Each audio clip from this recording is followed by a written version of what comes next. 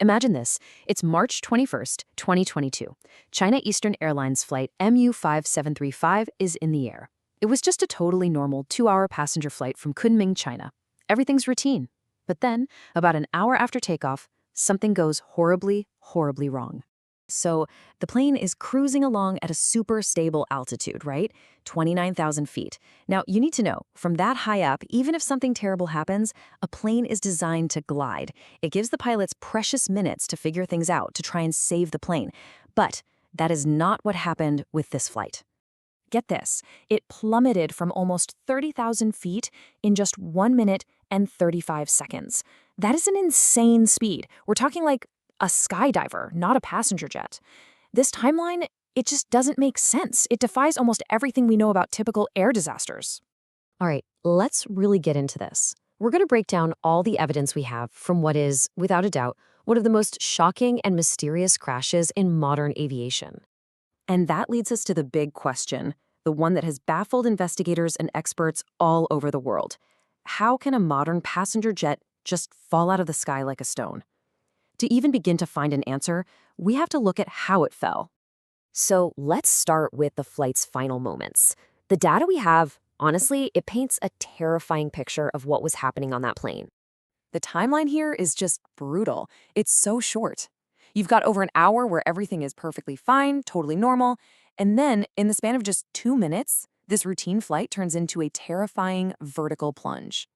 Let me put this in perspective for you. The plane was dropping at about 10,000 feet per minute. That is just way beyond anything you'd see in a normal emergency situation.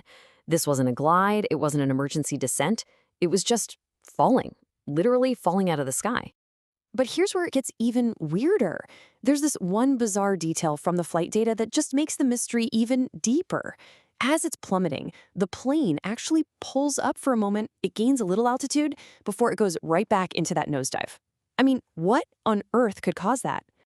Okay, so when something like this happens, investigators immediately start looking at the usual suspects, right?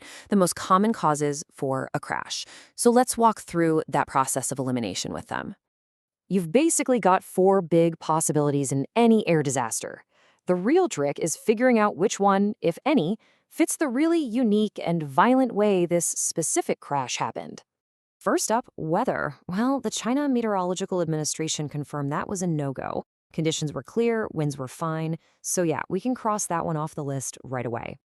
Now, this comparison is absolutely crucial to understanding why a simple accident just seems so unlikely here. You look at a crash like Air France 447, which was caused by technical failures, and the plane still took several minutes to come down. This was a totally different beast. This was a fall, plain and simple, not a flight. Of course, with all the news about the Boeing 737 MAX a while back, a lot of people's minds went straight to one place. Was the plane itself faulty? So let's take a closer look at the aircraft. And this is a really important point. The plane in this crash was a Boeing 737-800. It was not the troubled MAX model.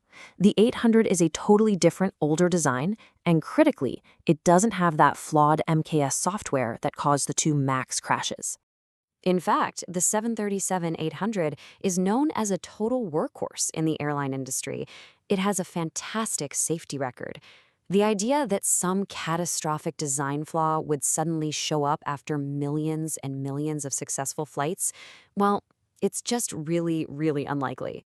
So, if we rule out weather, we rule out a typical accident, and we rule out a problem with the plane itself, well, investigators are then forced to look at a much more disturbing possibility. You know, aviation expert Neil Hansford basically said what a lot of people were starting to think. For a plane to go into a nosedive like this, I mean, unless something completely unimaginable happened, like both wings just fell off, it needs someone to be telling it to do that. It requires direct and sustained commands. And he's not the only one. Michael Daniel, a former investigator for the FAA, he came to the exact same conclusion. He said the evidence points to foul play, that someone, he argues, put that plane into a dive on purpose. And sadly, this wouldn't be the first time something like this has happened. There's a history here. Just look at this chart.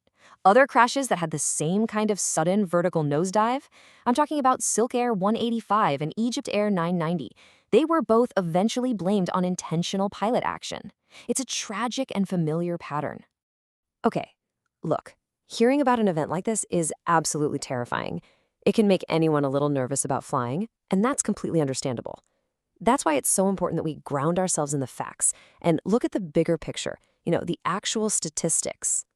Whenever something is unexplained, it just becomes a magnet for speculation and conspiracy theories. And this crash is no exception. You see all sorts of stuff on social media. But let's push all that aside and look at the hard numbers. This right here is the number that really matters. For the entire family of aircraft this plane belongs to, the crash rate is just microscopic. We're talking 0.07 crashes for every 1 million flights. Think about that. And this chart really drives that point home. It shows just how incredibly safe this plane is, even when you compare it to other really reliable models. The bottom line is, statistically, flying is still one of the safest ways to travel, by a huge margin. Events like MU-5735 are so shocking because they're so rare. And all of this brings us right back to where we started, back to the central mystery. The evidence seems to steer us away from weather, away from an accident, and away from a mechanical failure. And what's left is a really unsettling question mark. So, after seeing all the data, what do you think really happened on that flight?